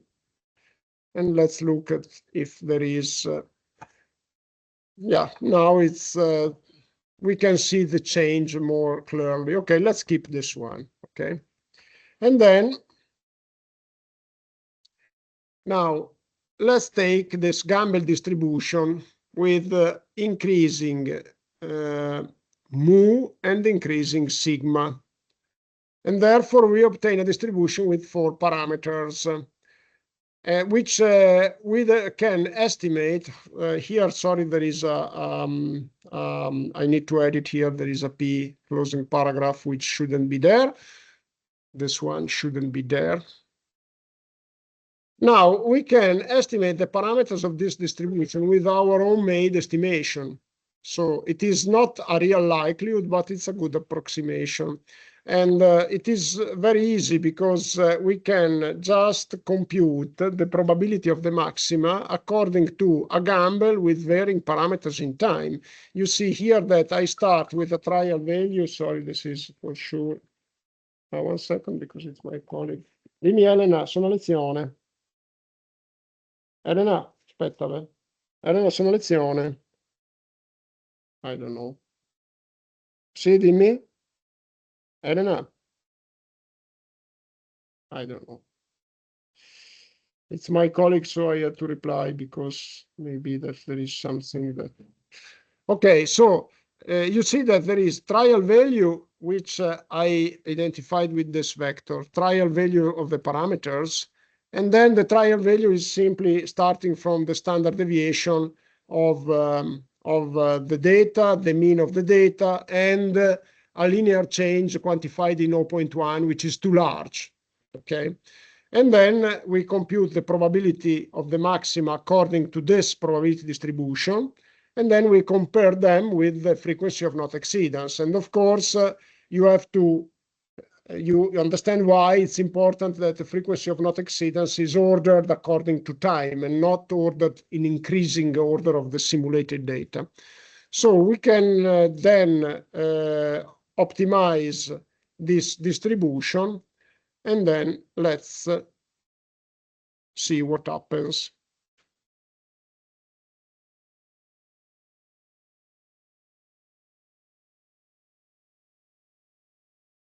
Okay, so let's see, Param Gamble. It's interesting to see what is the result. So to see if the estimation captured the variability in time of the parameters, Param Gamble, and I think it is PAR. Okay, here it is. So there is 2.56 is the location. Remember, location should be close to 0. And there is this not really close to 0 because it depends on the standard deviation. So it's location minus 0.5 standard deviation. Let's look at the standard deviation is 0.3. And then there is the parameters which dictate the change in the mean and standard deviation. Actually, change in the mean becomes negative. So it is not what we used for generation. And the change in the standard deviation is close to 0. So it is not really what we used in our generation. What does this mean? It means that even if we knew the original model,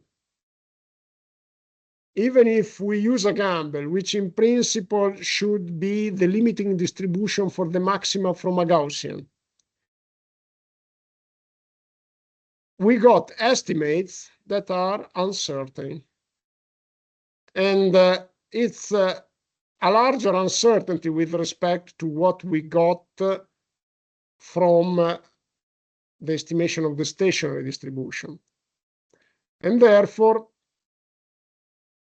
this proves that if you increase the number of parameters, either you have a clear situation, which is not this one, because this one is not so clear. I mean, it's non-stationary because we know that it should be non-stationary, but it's not so clear.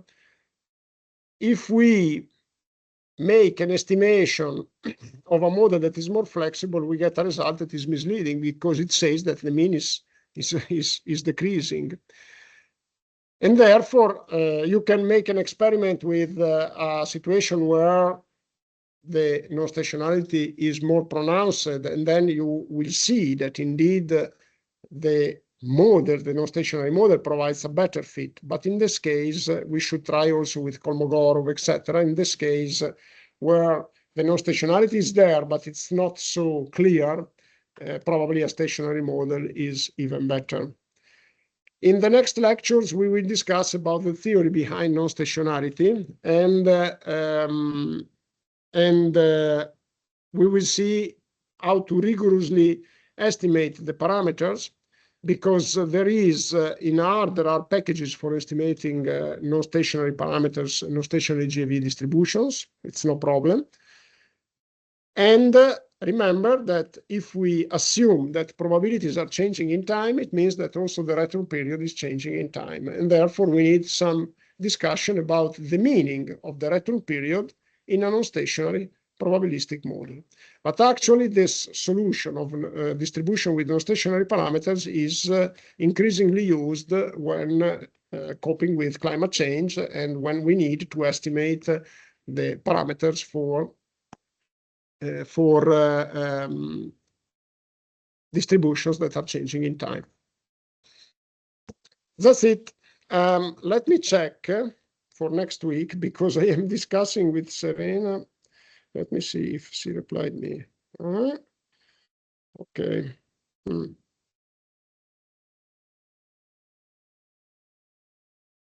Okay, let's do like this, because Serena is telling me that she may be for her is much better to keep the next lecture in here in Bologna. So let's say that the next lecture, April 1st, I basically, this is a change. I will send also you a reminder. It's in Bologna, not in Ravenna. And then we go to Ravenna the next Wednesday. It's after 1 week after the Easter break. So let's meet next Wednesday. It's at the room, okay, a room in Via Terracini 28. So with both Serena and me, Via Terracini 28. The room is the room where we went the first time, the first lecture that we had. So we meet outside the usual door and then straight right in the corridor, straight away in the corridor. And this is for both Serena and me. Serena is inviting speakers to deliver seminars. I will do that as well, but later on. Okay. And then April 8, we go to Ravenna. Okay, perfect. Thank you very much. Bye, Rada. See you next week.